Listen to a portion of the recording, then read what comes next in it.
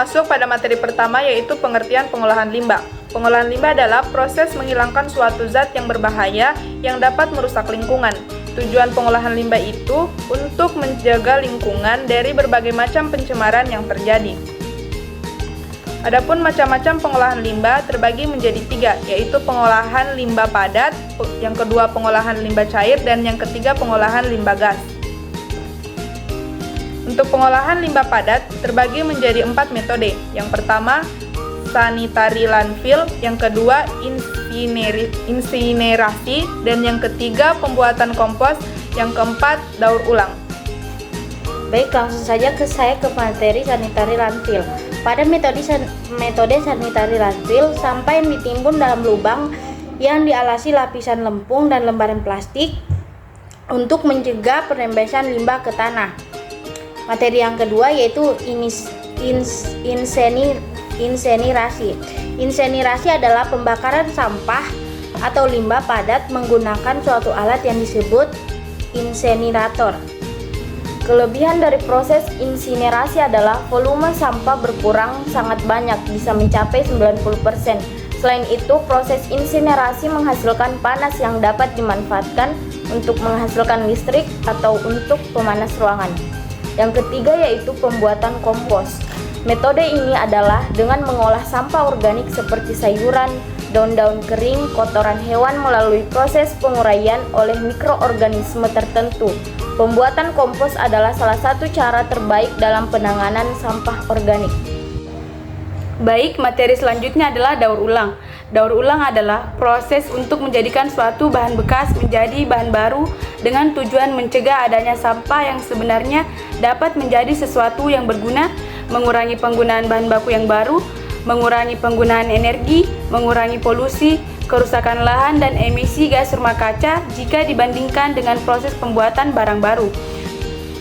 Pengolahan limbah air terbagi menjadi 3. Yang pertama itu pengolahan primer, di mana pengolahan primer adalah proses pengolahan secara fisika yang terdiri dari yang pertama penyaringan, yang kedua pengolahan awal, yang ketiga pengendapan, yang keempat pengapungan.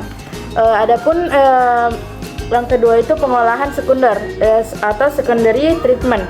Tahap pengolahan sekunder merupakan proses pengolahan secara biologis yang terdiri dari metode trickling filter, metode activated sludge, metode treatment ponds or lagoon.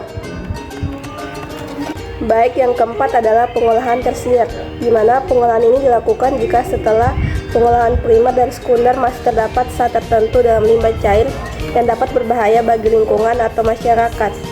Pengolahan tersier bersifat khusus, artinya pengolahan ini disesuaikan dengan kandungan zat yang tersisa dalam limbah cair atau air limbah.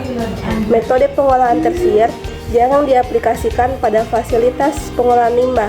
Hal ini disebabkan biaya yang diperlukan untuk melakukan proses pengolahan ini cenderung tinggi, sehingga Materi selanjutnya yaitu desinfeksi.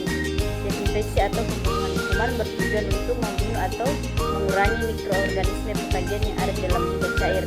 Mekanisme desinfeksi dapat secara kimia, yaitu dengan menambahkan senyawa atau zat tertentu atau dengan perlakuan fisik. Dalam menentukan senyawa untuk pembunuhan mikroorganisme terdapat beberapa hal yang perlu diperhatikan, yaitu pertama, daya racun zat, yang kedua, waktu kontak yang diperlukan, yang ketiga, efektivitas zat, yang keempat, kadar dosis yang digunakan, yang kelima itu tidak boleh bersifat toksik terhadap manusia dan hewan, keenam, tahan terhadap air, dan yang terakhir yaitu daya mula. Materi selanjutnya itu pengolahan lumpur. Setiap tahap pengolahan limbah cair, primer, sekunder maupun tersier akan menghasilkan endapan polutan berupa lumpur. Lumpur tersebut tidak dapat dibuang secara langsung, melainkan perlu diolah lebih lanjut. Endapan lumpur hasil pengolahan limbah biasanya akan diolah dengan cara diurai atau dicerna secara aerob atau anaerob digestion. Kemudian disalurkan ke beberapa alternatif, yaitu dibuang ke laut atau ke lahan pembuangan landfill, dijadikan pupuk kompos atau dibakar. materi selanjutnya yaitu pengolahan limbah gas. Pengolahan limbah gas secara teknis dilakukan dengan menambahkan alat bantu yang dapat mengurangi pencemaran udara. Pencemaran udara sebenarnya dapat berasal dari limbah berupa gas atau materi partikulat yang terbawa bersama gas tersebut. Beberapa cara menangani pencemaran udara oleh limbah gas. Yang pertama, mengontrol emisi gas buang. Yang kedua, menghilangkan materi partikulat dari udara pembuangan. Ada filter udara, pengendap siklon, filter basah, pengendap sistem gravitasi, pengendap elektrostatik. Adapun materi yang ketiga yaitu pengolahan limbah cair, di mana pengolahan limbah cair harus dilakukan dengan tepat. Limbah cair menjadi salah satu jenis limbah yang banyak dihasilkan dari proses produksi industri, sehingga limbah begitu identik dengan sampah industri. Sayangnya, karena pengolahan yang kurang tepat, tidak sedikit kasus pencemaran lingkungan yang terjadi, sehingga sumur warga tercemari. Berikut cara penanganan limbah cair dapat dilakukan dengan yang pertama, penyaringan. Penyaringan itu limbah cair bisa disaring atau difiltrasi untuk memisahkan partikel tersolusi dari air. Yang kedua, flotasi. Flotasi merupakan proses penanganan limbah dengan cara membuang dan memisahkan partikel yang mengapung di atas permukaan air. Yang ketiga, absorbasi atau penyerapan. Proses absorbasi ini dilakukan dengan menggunakan karbon sehingga partikel yang tidak dibutuhkan bisa terserap dan dipisah dari air. Yang keempat, pengendapan. Pengendapan dapat dilakukan dengan tujuan supaya bahan yang tidak mudah larut bisa terpisah dari air. Yang kelima, penyisian. Penyisian dapat dilakukan dengan cara mengoksidasi limbah cair sehingga zat organik beracun bisa terpisah dari air. Selanjutnya, menghilangkan material organik. Pada cara penanganan limbah cair ini dilakukan dengan cara memberikan mikroorganisme supaya material organik dalam air hancur atau hilang. Selanjutnya, menghilangkan organisme penyebab penyakit. Pada proses ini, kita bisa menggunakan sinar ultraviolet ataupun menambahkan klorin. Lanjut, penghancuran partikel perusak. Ini perlu dilakukan untuk melindungi alat dari partikel-partikel yang bersifat merusak. Selanjutnya, penggunaan kolam oksidasi. Ini merupakan metode penanganan limbah cair secara biologi.